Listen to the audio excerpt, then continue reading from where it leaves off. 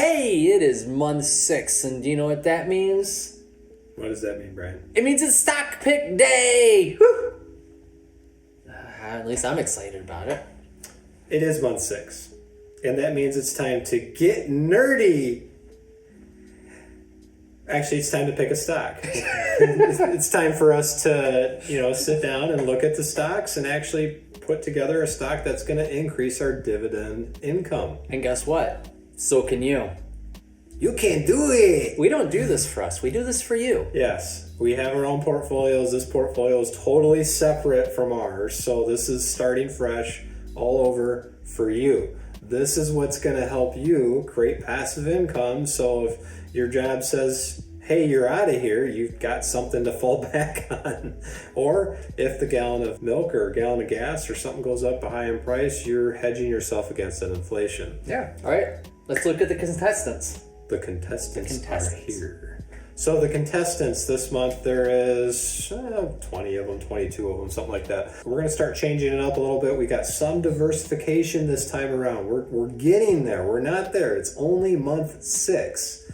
And when you look at if you looked at our last video, you know this takes time. If you're following along with that, you know that with these stocks in particular, we're still trying to diversify because the one that we picked didn't have quite as good as metrics as the one that some of the other ones that were in there. So the one that we picked was good, but it wasn't the best. So if you're wondering why, the reason why is we wanted to keep our diversification mantra true. If you've also been watching the stock market lately, it's almost apocalyptic. People are panicking about the Fed, and China and Russia and food shortages and the railroad strike and all the crazy things going on.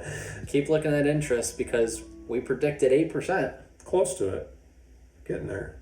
Depends on your credit rating right now. we what was it? 8% by December is what we said. That's what I said. The portfolio in itself, we've got a screenshot of that somewhere. We'll get to that in a minute. Here, we see a spreadsheet we've got up here that talks about all the different stocks. Now, what you're looking at is basically a big mess of nerdy numbers. It's nerd vomit. Nerd vomit. And a spreadsheet. Ouch. It's important nerd vomit. It's finance nerd vomit. Finance nerd vomit. So, when you're looking at these get numbers, people calling themselves finance nerds. I'm gonna get there. Stay on target. I think that's how Motley Fool got their stars. Everybody was like, you're foolish, the foolish investor. So then they became a Motley Fool. Stay on target. So, finance nerds. That was a long time. Okay, so let's go down the list. We got Enbridge, T. Rowe Price, Johnson & Johnson, Dow, Verizon, General Dynamics. You can see it for yourself. There's a bunch of companies in here. Some of them we already own, which is why they're categorized in purple. You can see the earnings per share, the yield, the price to earnings ratio, the market cap, how their assets have changed over the course of the last 5 quarters. The same thing with their liabilities. The net income change over the course of 5 quarters, and then the annualized one. Same thing with cash flow. You're seeing the quarterly cash flow changes as well as the annualized changes. Now, these are done in percentages. So there's a couple things I want people to understand. When you're looking at a company, Johnson & Johnson, as an example, has a $432 billion market cap. That used to be 435 at the beginning of the month. So that tells you a lot about what the market's doing. We had to actually go back and correct the market cap and some of the numbers because of how much the market's changed. In just a few days. In just a few days. It's all corrected as of today. The recording of the post of this video is 9/16. So if you're looking at a correlation of date, this is September 16th. So those are percentages, but back to Johnson & Johnson's market cap, $432 billion. When they change that kind of percentage, it's not the same amount of money as when you're looking at, let's say, Denali Capital, which only has $11 billion market cap. Keep that in mind when you're looking at this. The other thing I wanted to ask people, and I want you to think about this, if a company has a positive cash flow of 2% for this year, did they make money? If their net income goes up by 2% this year, did they actually make money? No. Why? Yes. Yes? No? No. Yes? No? I don't know. They made money, but they did not keep up with inflation. So when you're analyzing a stock, it's important to remember that video we did about deflation and investments and inflation and all that, it matters to this. So if a company's not overcoming the rate and the increase of cost of goods and inflation, that's going to affect what these numbers actually mean. So if you're seeing numbers here that are less than the rate of inflation, that's not good. That means per capita they've lost money. And the rate of inflation right now is still 11%? Yeah, it's somewhere around 8 to 10%. They were saying there's Okay. some pundits said 11%, but it depends on who you're watching. Look at the Fed for that. The Fed will tell you what the CPI is. Now you can get into a whole bunch of arguments about. Let's not. Yeah, the CPI. That's not this video. The CPI doesn't include certain things. We know that, but that's a good place to check. It's a relatively, consistent source of information. If you want us to do a video on that, let us know in the comments. And if you find value in what we're saying about all this, go ahead and like and subscribe because that helps us out. It does. It also helps us on YouTube understand that you want to see stuff like this, and it helps us understand that you would like to learn how to do what we've done.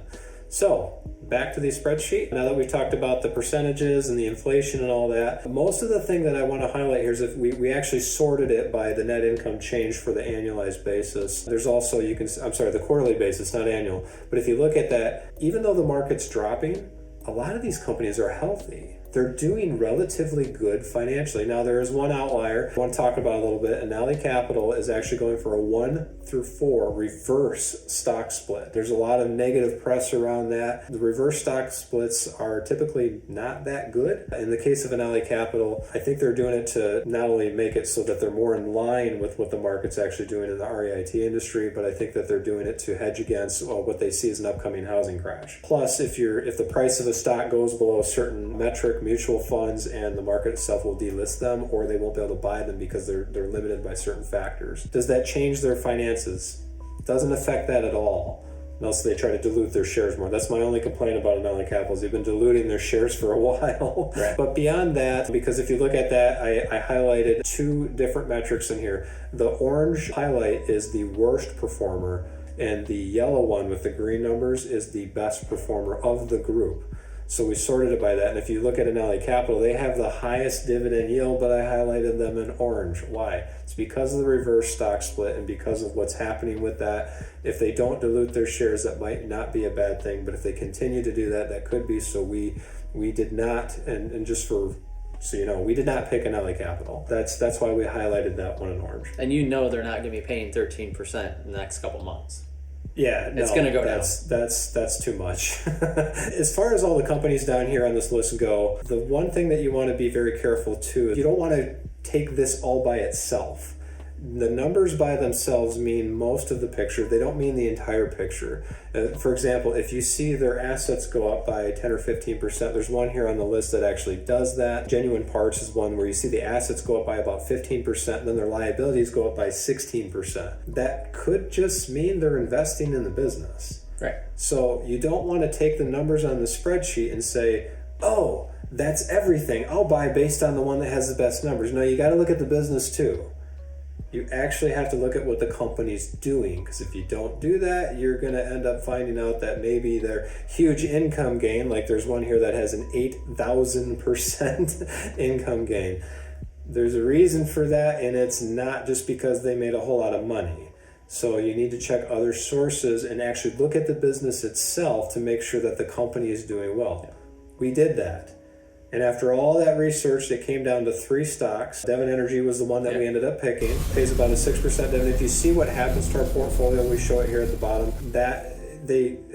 Ameritrade has got some flaws. This is one of them. It did not show the actual dividend payout. It's about 6.5%. The estimated income shows it at it shows it at 1%. Brian and I talked about it. The Chevron was a pretty close buy, and BHP Group was actually financially better than Devon. But guess what? We already own Rio. RIO. 2 mining companies. We're trying to diversify, even though BHP might be the better buy at this point. We went Devon because we don't have any energy. We don't have any energy. We're old people and we're boring and we're monotonous in our talking. I know, we need some Adderall. Come on, man. Come on, man. Come on, man. Devon Energy was our pick for this month. If you notice the income in there and the estimated income, that's wrong. It should be closer to about $123. We'll update that in the next month video, so you'll see it. But that was our pick for this month. If you're playing along with a home game and you did not buy RIO as we did, then BHP might be your choice. If you did get RIO, go ahead and get Devon. Put your money into it. Yep. Watch your dividends grow. It's important to stay with the current investments. If you go back to past videos, watch those. I mean, that'll tell you how we got to where we're at. And like and subscribe to those too. If you watch those, that'll show you how we got to where we're at. And then as far as your current portfolio is, then you can pick up and invest with us this way. Devon Energy has a lot of good things going for it over the course of a long period of time. And if you want a consistent dividend, it looks like they can afford that for a while. Is it going to be as high as it is? We think it's going to be pretty close. I don't think this one's going to have an issue where they might drop it like we expected with Rio. And if you go back to the RIO purchase, you'll see the reasoning why we still purchased that, even with that expectation. Here we have it. Now we're up to about $123. That's more than $10 a month. If you're going to spend a dividend check, $10 doesn't buy a lot. But you know, if you go to a bank and you try to get a loan, or you try to get an interest on a CD or anything like that, or treasury yield, this is going to improve that drastically. And if you're buying stocks during a recession, that's a smart move, because you're buying at the bottom. This is the bottom, people. Yeah. This is not at the top like it was before COVID. This is not quite the bottom, but we're close. That's what we have for month 6. And if you want to see what we did with the RIO pick and how we came to that decision, go ahead and click on this video. So thank you for watching. Again, we appreciate feedback. And as always, happy investing.